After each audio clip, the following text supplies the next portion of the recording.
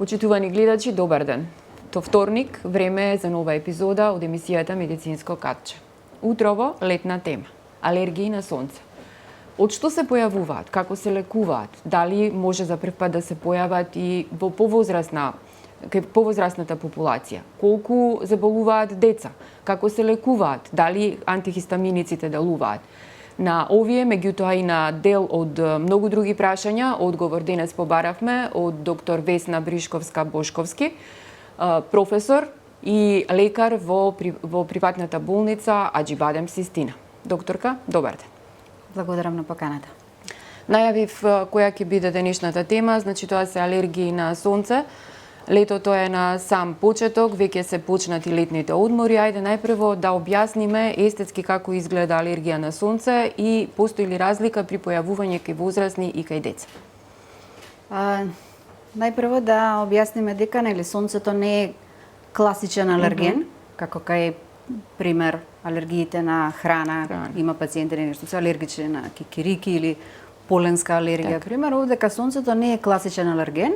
Овде одговорни се така наречени ултравиолетови зраци или ултравиолетовото зрачење како дел од спектарот на сончевата светлина, кој што практично, кога ќе падне на површината на кожата, врши одредени промени во клетките на кожата. Токму таквите промени понатаму иницираат имунолошката одбрана на кожата да манифестира еден вид на исип, кој што народно го кажуваме дека е алергија на сонце. Како изгледаат тие бубулички, народски кажано? Тоа е црвенило некое, флеки? Така, значи обично како синоним за алергија на сонце во медицината тоа се нарекува полиморфна светлосна ерупција.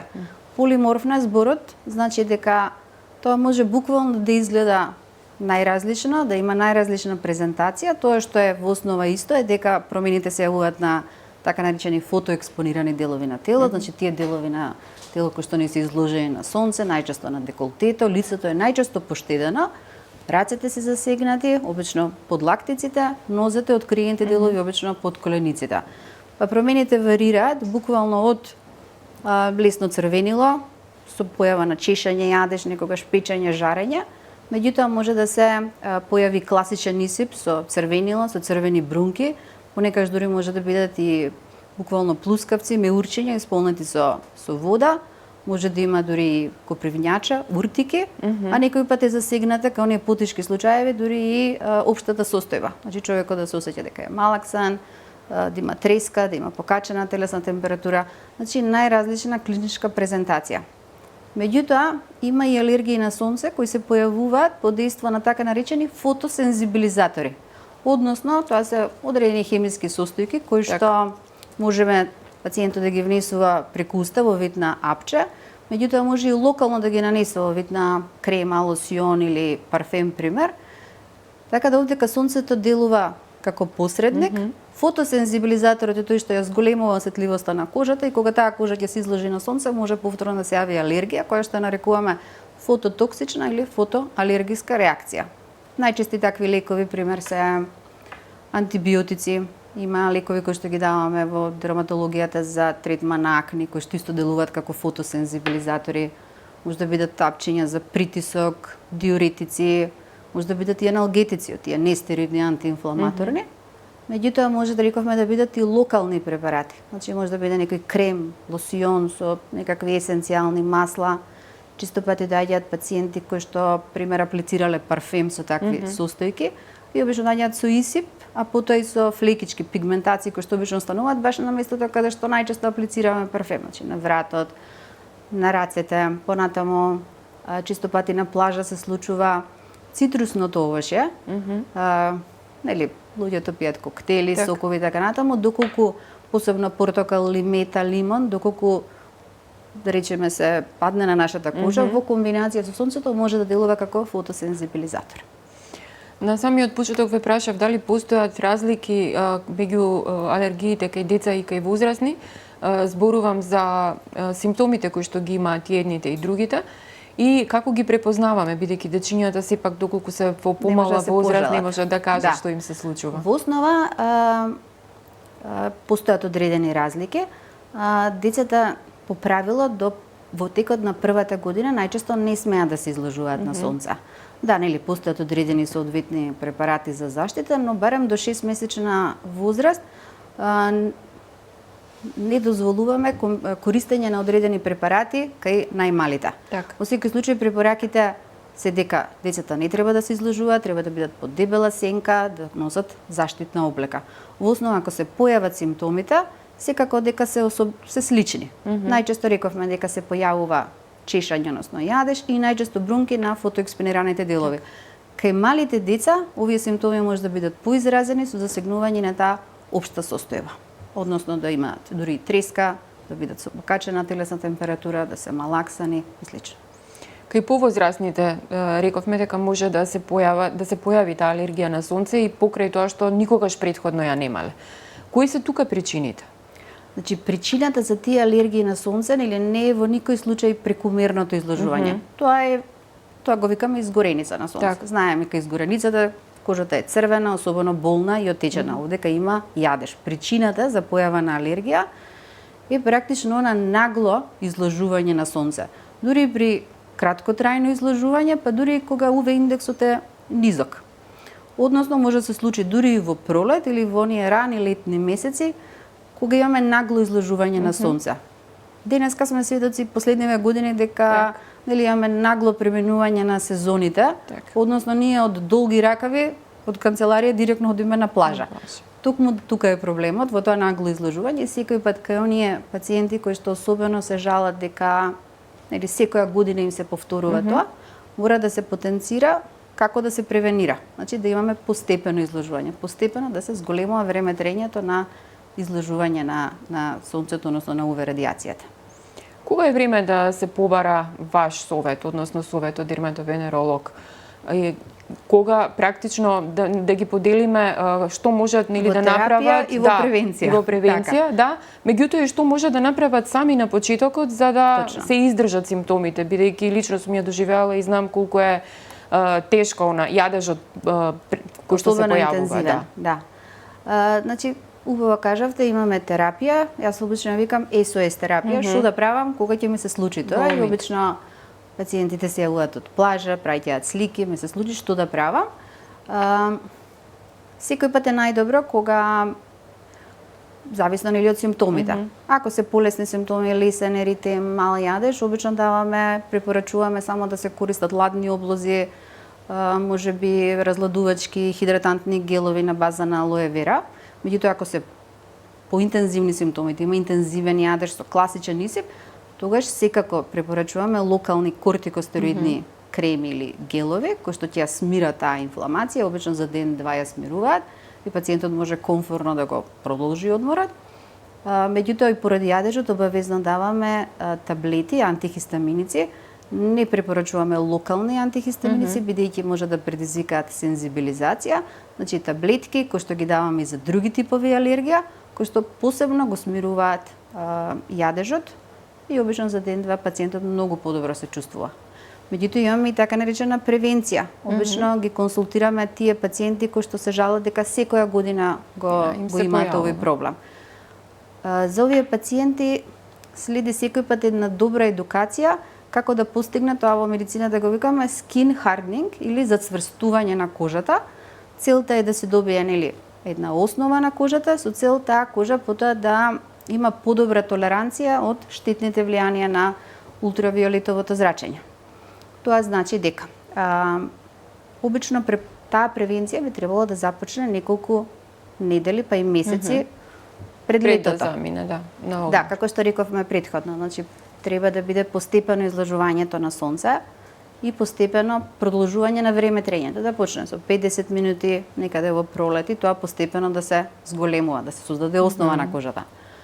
Понатаму секој пат препорачуваме никако да се изложува кога сонцето е најако, кога е највисоко во зенитот, меѓу 10 до 16. Тие препораки во секој случај важат и за сите луѓе. Односно, меѓу 10 и 16 да не се изложува на сонце, да се полечи во длабока сенка, обавезно во најтоплите сати ако излегува заштитна облека. Тоа важи и за децата. Значи, долги ракави да биде со густа ткаенина, лесна ткаенина да не може да продре низ облеката. Во секој случај капа, шешир и постојат специјално формулирани медицински креми со заштитен фактор, кој што треба да биде најмалку 30, но не обични. Велам специјално формулирани, значи медицински тестирани, затоа што тие пред се штитат не само од УВ без раците, туку и од УВА, кои што генерално се предизвикувачи на таа алергија на сонце. Немаат во нив адитиви, најчесто имаат физички филтри, чија што функција е пред се да ја одбие УВ радијацијата, не да ја абсорбира. Значи немаат парфеми, немаат бои, односно нема супстанции кои што би делувале како фотосензибилизатори. И генерално секој пат препорачуваме, има такви комерцијални производи, суплементи кои што делуваат како витамини или антиоксиданси. Улогата нивна е да ги отстранат слободните радикали од кожата кои што ги создаваат УВ-зраците, а кои што понатаму вршат промени на ДНК-та на кожата и ја прават, да речам, почувствителна на штетното влијание на УВ-зраците. Тие суплементи најчесто се од групата на витамини. Витаминот С е таков антиоксидант, селенот може да биде, витаминот А, бета-каротените практично, ликопените, никотинамидот, витаминот B3. Така да тие постојат како комерцијални производи, ги препорачувам и кај лица кои што имаат алергија на сонце, но кај и оние со претходна историја на кожен карцином. Колку време траат симптомите откако ќе се појават и дали може во текот на летото или да се излекува една алергија, па после известно време да се појави друга со вториот одмор, како тука се постапува? Обично симптомите не траат подолго од 2 до 3 дена. Само со ладни облози, со повлекување од јакото сонце, генерално симптомите се повлекуваат. Во секој случај може и повторно да се повтори доколку пациентот истото го направи, значи она нагло изложување без користење на соодветна заштита. Така. И секако видите има некои ризични групи. Значи тоа се обично наследниот фактор е особено значаен. Значи ако има некој во семејството кој што има алергија на сонце, веројатноста е поголема и друг во семејството да има. Секако поосетливи се децата. Осетливи се оние кои што имаат светла боја на кожа, светли очи или по Фицпатрик кој викаме тип 1 и тип 2 на кожа. Посетливи се оние луѓе кои што имаат некако веќе дерматит, имаат нека анамнеза за алергии, за екземи и така натаму. Во секој случај сонцето не би требало да го сватиме како непријател, нели? Сонцето има и своји бенефити, значи не е само синтеза на витамин D3, тоа е најпознатата, меѓутоа тој делува и на ментално здравје. Меѓутоа, за да се заштитиме од тие штетни негови ефекти, значи пред се алергиите, но и карциногенезата, рековме избегнување на нагло и значи контролирано изложување на сонце. Долги години сте во дерматовенерологијата, што вели вашето искуство, дали последниве години изголемувањето на УВ-зрачењето влијае на алергиите на сонце? Се зголемува ли тој број кај возрастни и кај деца?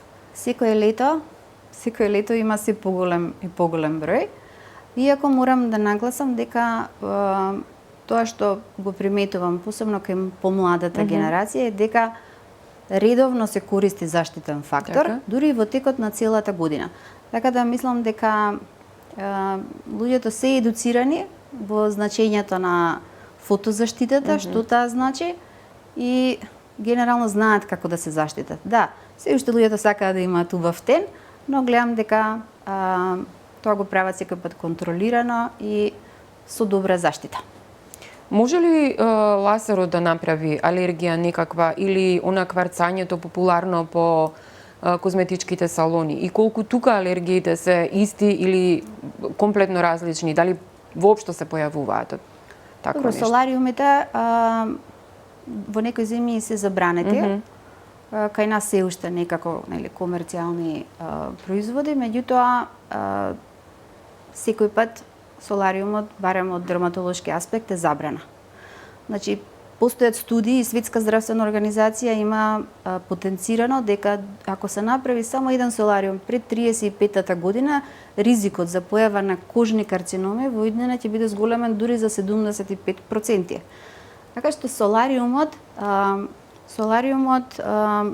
има посебни видови на УВ-зрачење, значи кои што се строго контролирани, би требало пред секој солариум да се прави така наречен мет тест или минимална иритемна доза, каде што буквално ќе се процени со колкаво ниво на зрачење ќе се оди. И генерално тоа, како и кај сончањето, треба да оди постепено. Генерално алергии не се случуваат. Меѓутоа да, ако има некако фотосензибилизатор, можно истиот да се активира и да ја направи кожата почувствителна. Така.